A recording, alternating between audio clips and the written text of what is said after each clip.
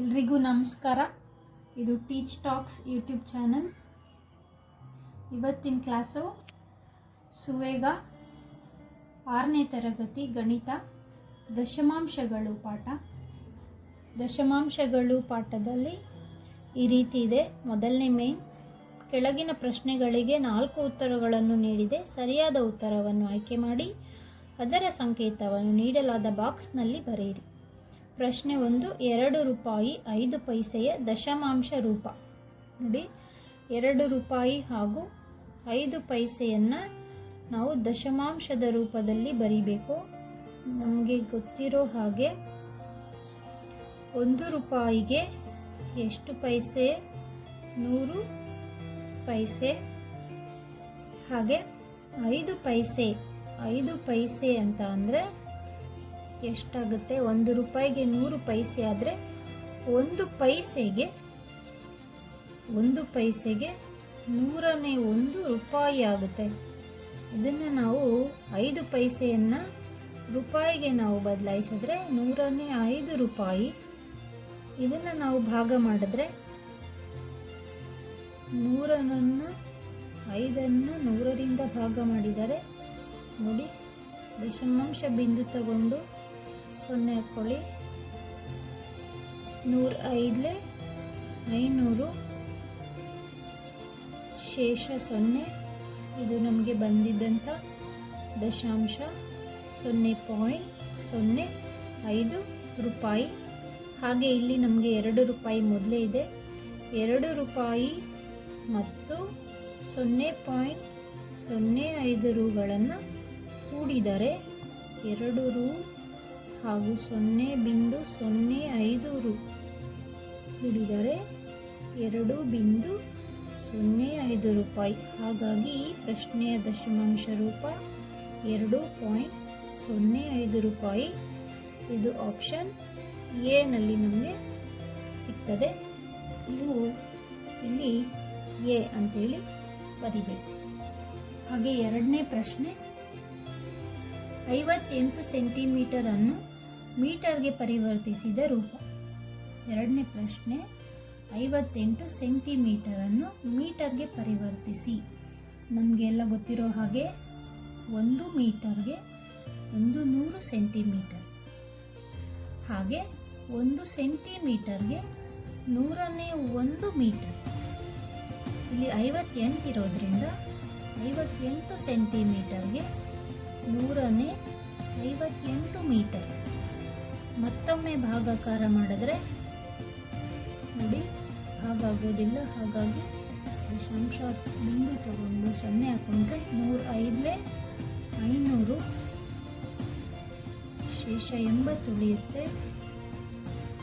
ಮತ್ತೊಮ್ಮೆ ನಾವು 0 ಹಾಕೊಂಡ್ರೆ 108 800.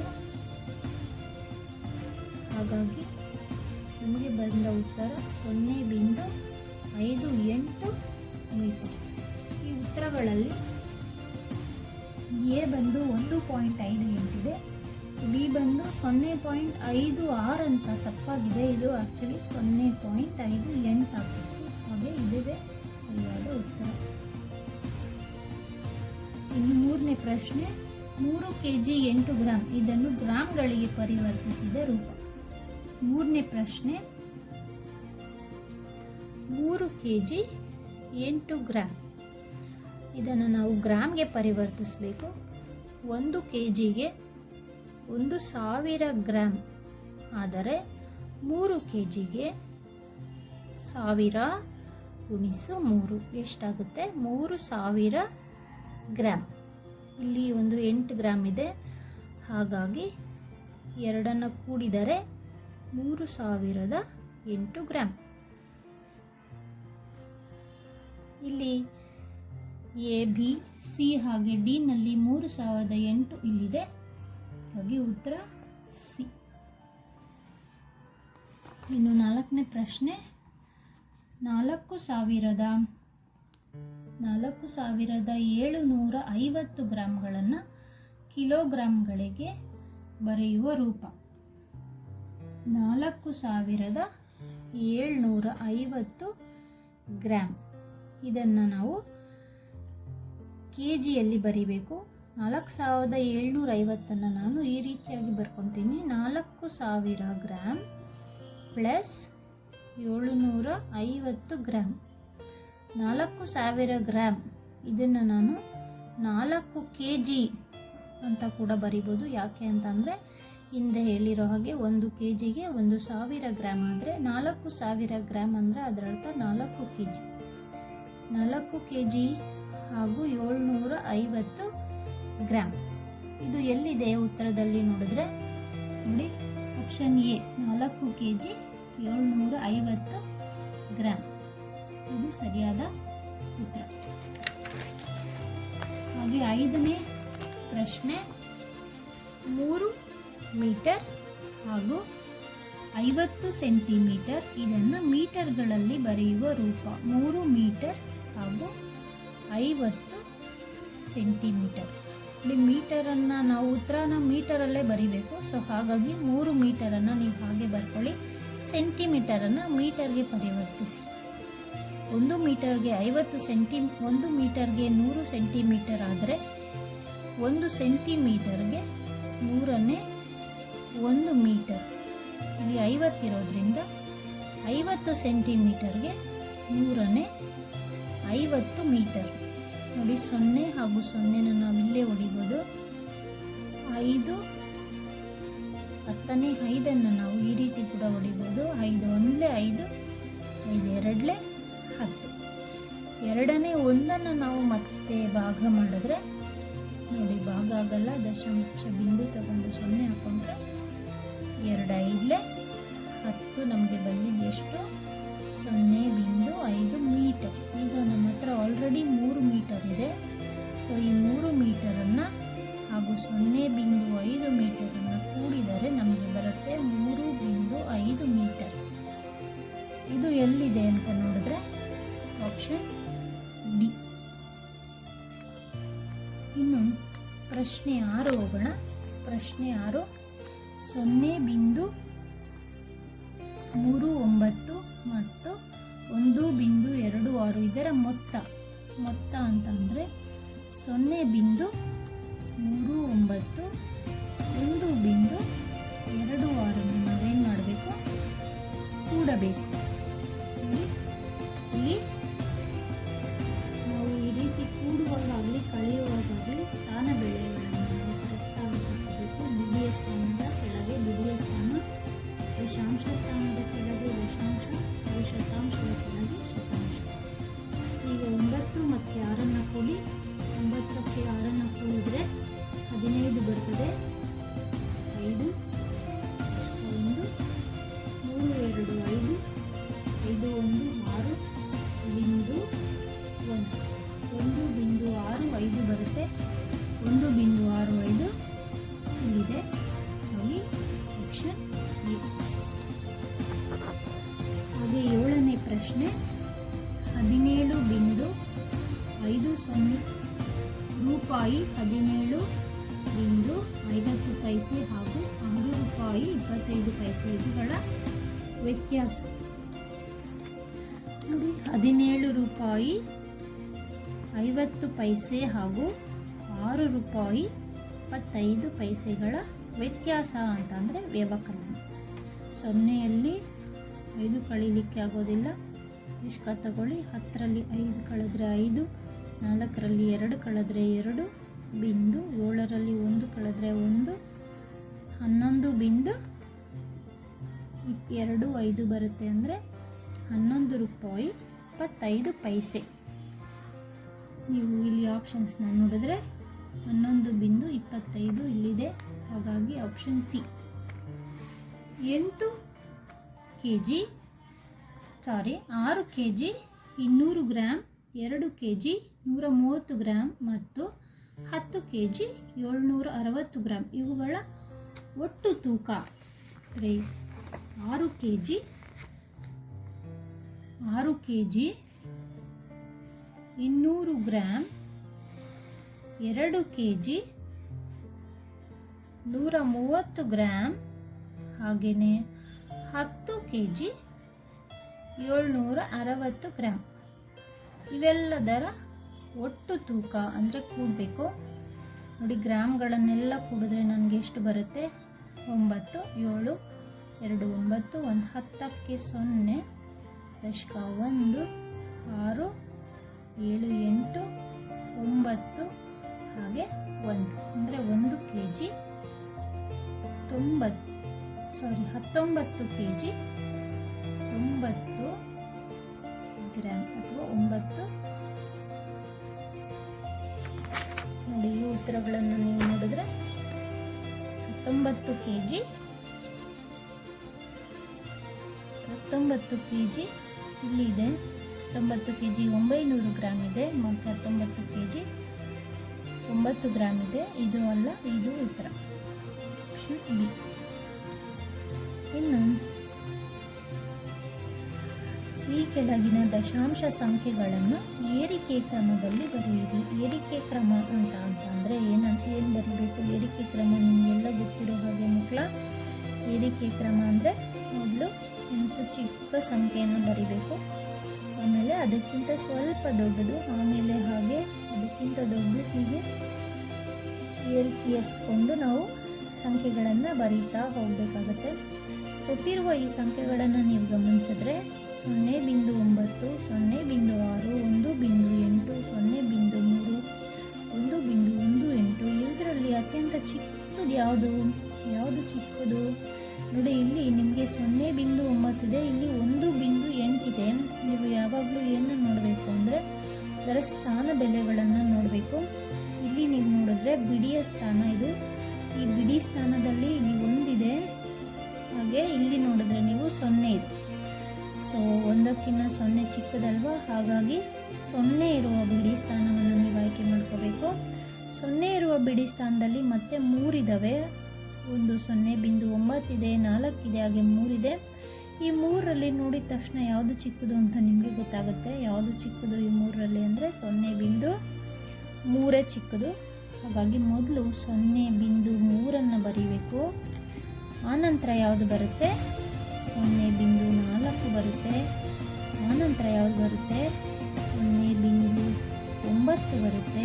ಆನಂತರ ಯಾವುದು ಬರುತ್ತೆ? ನೋಡಿ 2 ಸಂಖ್ಯೆ ಇದೆ ಇಲ್ಲಿ ಬಿಡಿ ಸ್ಥಾನದಲ್ಲಿ, ಒಂದಿರುವಂಥ ಇಲ್ಲಿ ಕೂಡ ಒಂದೇ ಇದೆ. ಹಾಗಾಗಿ ಅದರ ನೆಕ್ಸ್ಟ್ ಅಂದರೆ ಅದರ ನಂತರದ ಸ್ಥಾನ ನೀವು ನೋಡಿ, ದಶಾಂಶ ಸ್ಥಾನವನ್ನು ನೀವು ನೋಡಿದ್ರೆ ಇಲ್ಲಿ 8 ಇದೆ, ಇಲ್ಲಿ ಬಂದು ಎಷ್ಟಿದೆ? 1 ಇದೆ. 1 ಚಿಕ್ಕದ 8 ಚಿಕ್ಕದ? 1 ಚಿಕ್ಕದಾಗಿರೋದ್ರಿಂದ ಮೊದಲು ನಾವೇನು ಬರೀಬೇಕು? 1.18. ಆನಂತರದ ಸ್ಥಾನದಲ್ಲಿ ನಮಗೆ ಬರೋದು ಯಾವುದು? 1.8.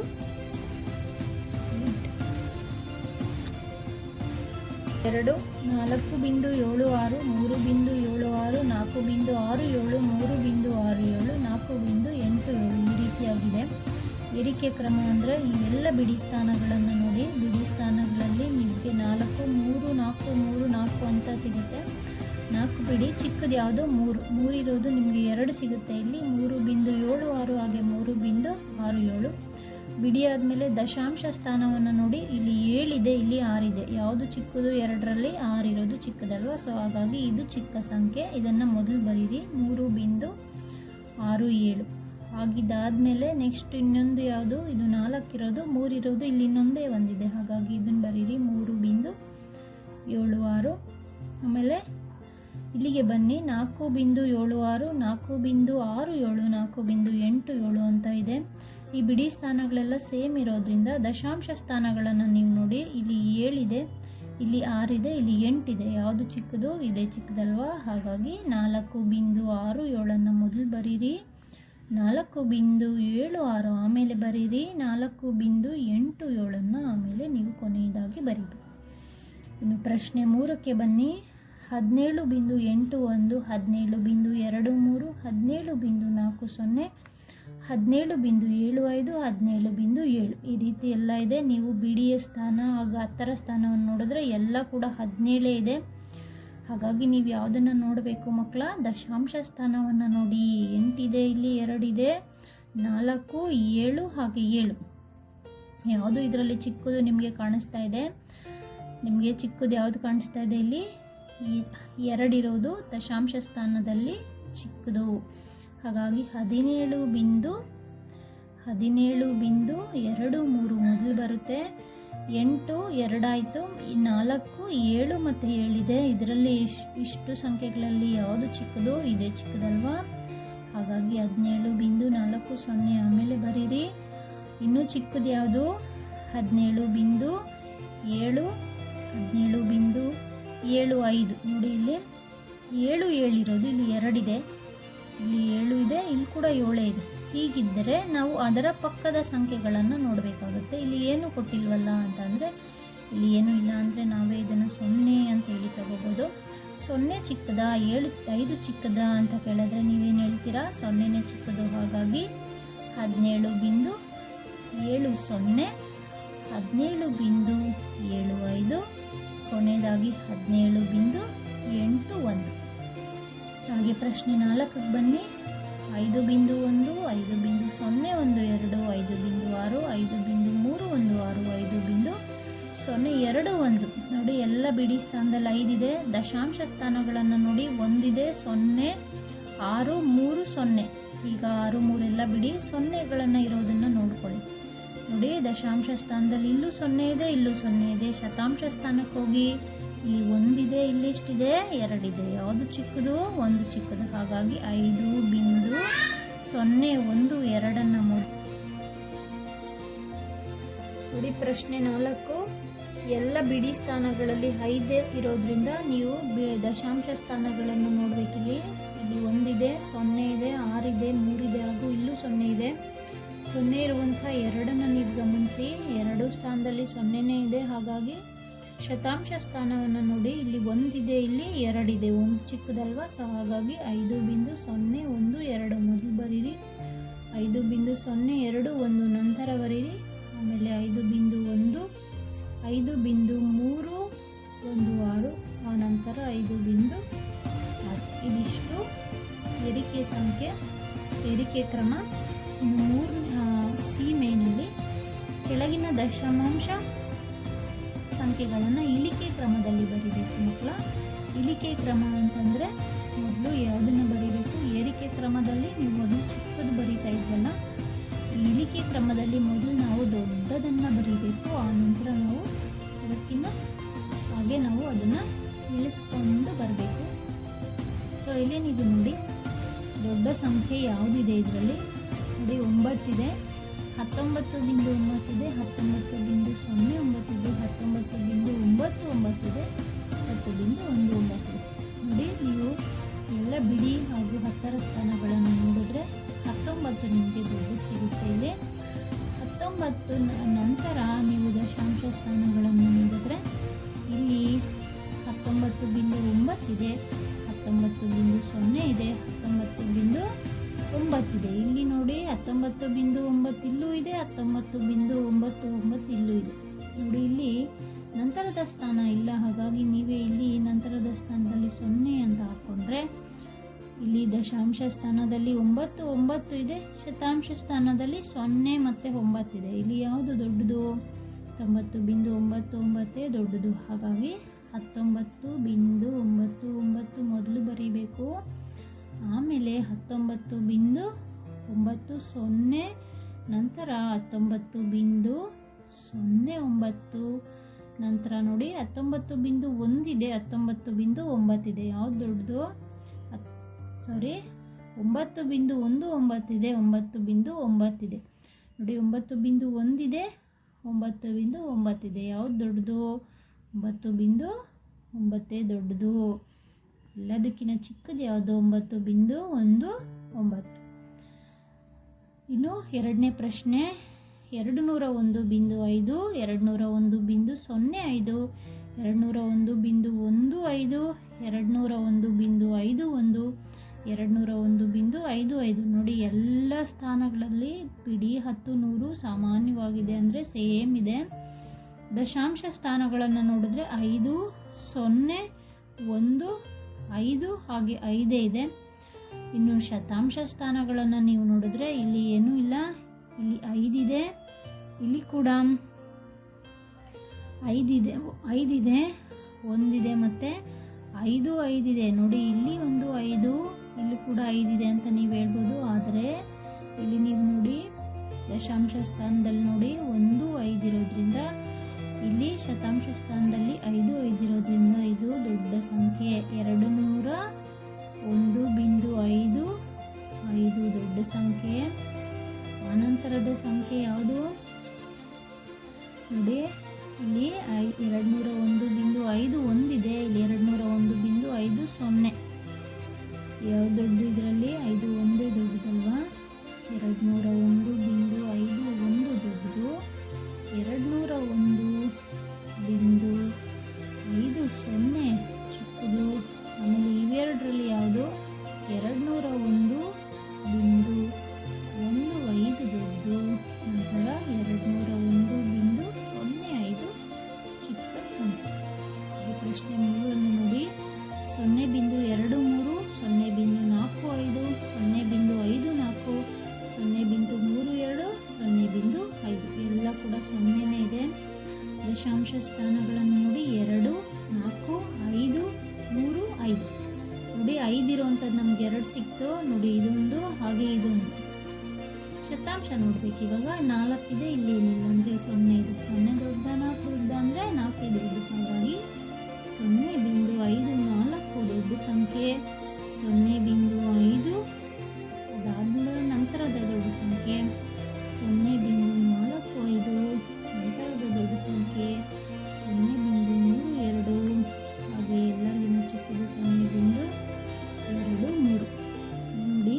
35.36, 36.06, 36.63, 36.33, 36.66 ಅಂತ ಇದೆ. 36ಗಳನ್ನು ನೀವು ಬಿಟ್ಟು ನಂತರದ ಸ್ಥಾನಗಳನ್ನು ನೀವು ನೋಡಿ 6 ಅಂತ ಇದೆ. ಹಾಗಾಗಿ ಇದೇ ದೊಡ್ಡದು. 36.66 ನಂತರ 36.63 ನಂತರ 36.33